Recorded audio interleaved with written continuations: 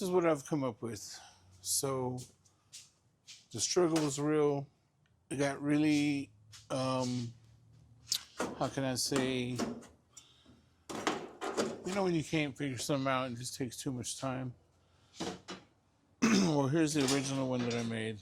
And I'll show you how I made it, not right now, but later.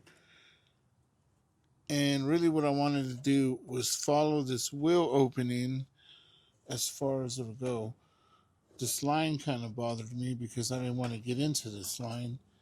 And by doing it this way, I can still keep the line where it's at and it'll still flow nicely. So basically, I'll show you really fast how I did it. I started off with a, of course, paper template, and I followed this line because this is a line that I'm trying to keep going, and that's how I'm able to make the same thing flow all the way. Once I have it here, I know the shape that I need to bend. I'm going to end up cutting it underneath, probably about a 1/2 inch. That's not a good 1/2 inch, but a 1/2 inch. And then the top, I'll leave it like that. And this will be my template where I'll do my bend. I'll show you real fast. Oh, my scissors are MIA. 2 seconds. Maybe I could use my shear. I've never cut paper with my shear, so I don't know if it's going to work, but we're going to try it anyways. Because, look at that.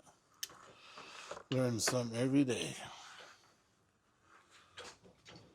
There we go. Let's pretend like this is my piece of metal. And then I'm going to run it through my tip and die. And when I run it through my tip and die, I'm going to do it tight on the first one. Hopefully it don't rip. And then I'll just follow it through. Stay on my blue line, which is my template line.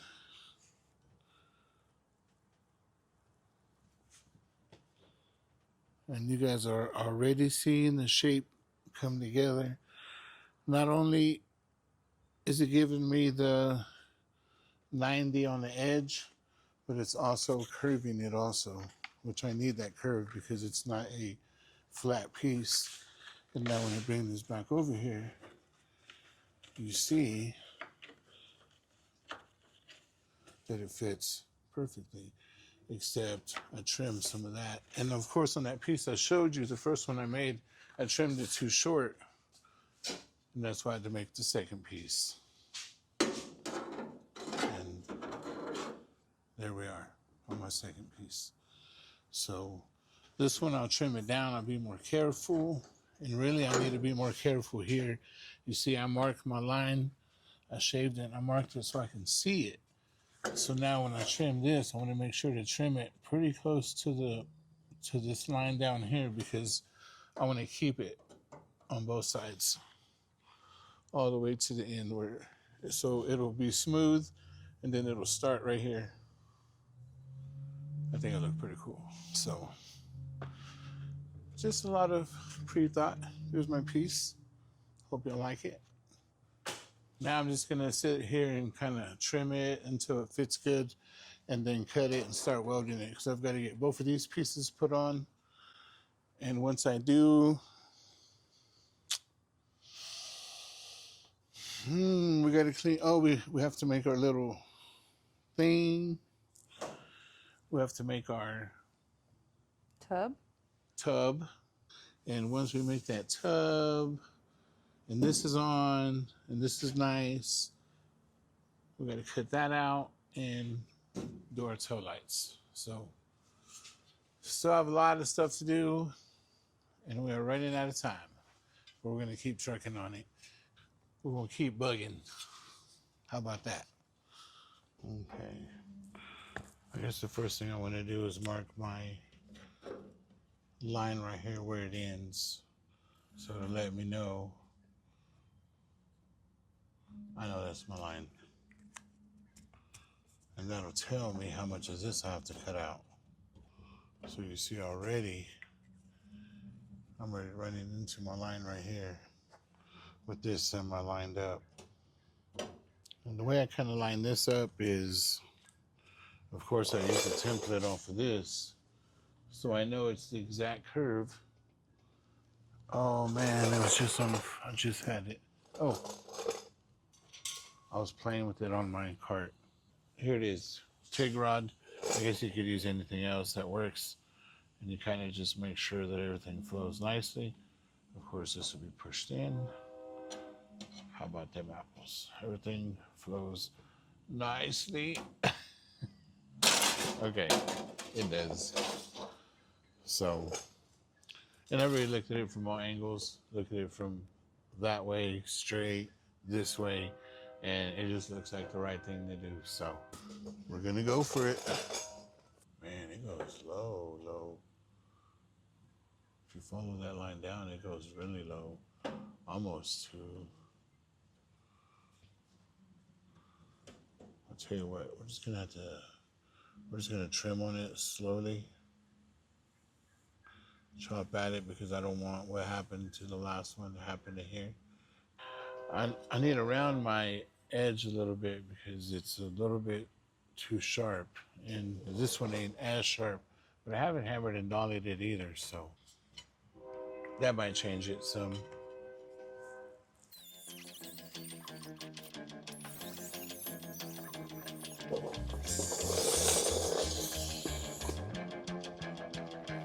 Oh, it's got insulation right here. I might have to peel some of it off because this stuff stinks. I don't care about the fire. I can put that out. It's the smell that is very far beyond. Oh, I got my knife right here. Right here. Let's try this one. There we go. That wasn't too bad. Start there. Maybe with the tack.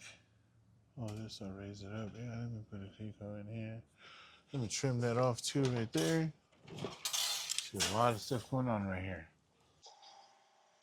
Tap this real quick before I put it on. As you see, it's a little bit sharp. So the tool that I made, I'm just gonna widen this up just a hair, and then we'll be good. I think my favorite hammer is in the Ford. And all I'm gonna do is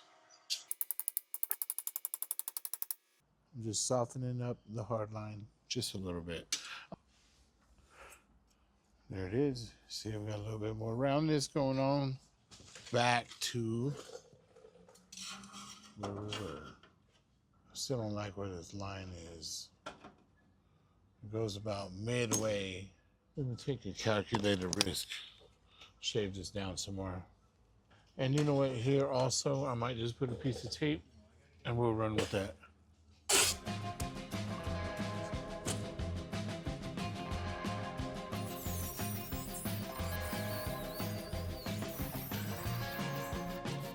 All right. Now this, just a little bit nicer.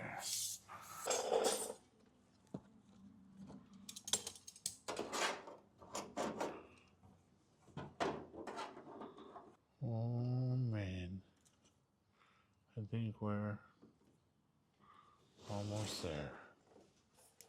Somebody come a little bit more. Man, this thing is hard. It's not super hard, but it's just a lot to think about, you know? You gotta keep this curve rounded, this curve, there. Okay. This line really bothers me because it's hard to try to work around it. Try this again.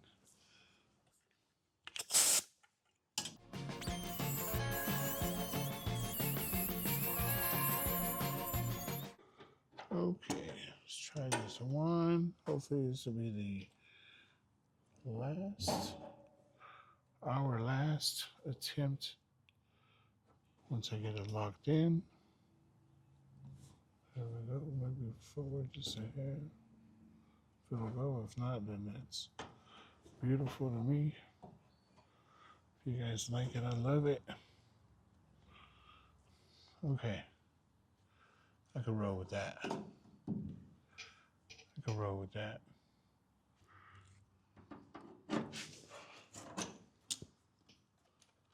Last Cleco. We can pull my clamps off and let everything kind of sit naturally where it's going to sit. See, I didn't have much pressure on it at all, just enough to... Okay, well, I'm going to keep this clamped here so I can keep it pulled up because it's against this back here, so it allows it to come up just a hair. And I like that just a little more. So from here, we'll start cutting and welding. And this is pulled out, which I love that. Maybe I should put a second one in. Let me try it. I'm gonna grab a second one and try it. See if I can grab it.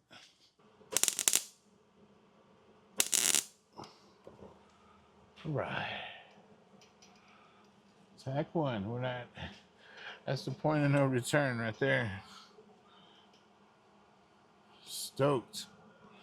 So now I'm gonna pull this Cleco. I might not even keep this. This ain't even doing nothing, so I'm just gonna go ahead and pull it out. So make sure my line looks good. It does. A little bit of tweaking with the hammer and dollying, but that's expected. There we go. A little more appealing to the eyeball. So now, actually I'm gonna pull this Cleco out, slice, slice, and tack. Oh, I sliced that back off. That's what happened there. I sure did. If you guys are just following, I almost messed up. I cut. Oh, no. No. Okay, still hot. I was able to move it while it was still hot. Okay. Woo, I thought I screwed myself there.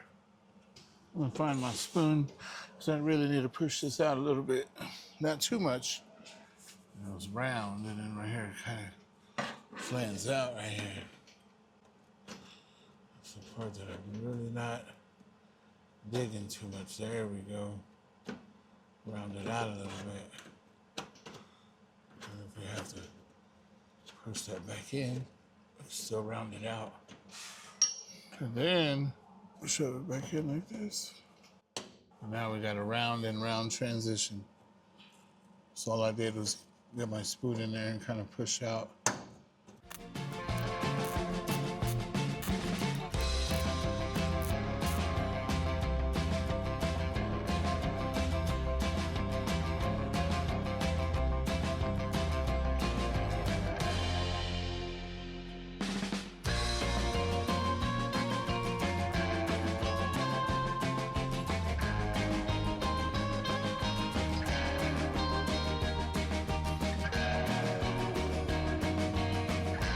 I'm finished with the left and right side. Now I'm trying to make sure. See right now when I look at it, my drip row comes down and when you look at it, it meets down with this bottom line and it's equal on both sides. And you have the same amount of meat that shows from here on both sides and the same amount of meat. Once again, what I mean by meat is the size as you look at it to make sure that it's even. Of course, I did the measuring and the measuring told me that it's even, but you always want to visually look. Because if you remember, right underneath the drip row right here at the bottom, all this is pushed out. I don't know if it's factory or not. It's supposed to be that swole, but I pushed it out as much as I could so I could get this. And it wasn't a lot. I mean, like ½ inch maybe. But it flows really nice. And that was the thing that I wanted, was the flow. now that this is in, I'm not going to finish welding it yet. Really what I want to do is put it all together, get it all built, because I have a ton of work to do. And once I get it all put together, I know exactly what it's going to look like. And then we're going to come in here and just bang these out, hammer and dolly it, metal finish it, and deliver it, looking good. If I need to move anything, right now is the perfect time. And I don't want to spend my time metal finish all this real nice and then have to come back and have to cut into it and move it around. The next step I'm going to jump into is removing this piece of metal. What I might do a brace, an X brace with that thin stuff, just to make sure this don't move when I take that second layer off. Because right now my bonnet fits good where it sits. So I don't want it to move from where it's at. Shoot, I'm going to have to put my bonnet back on again. Just to double check, because you always want to measure twice, cut once.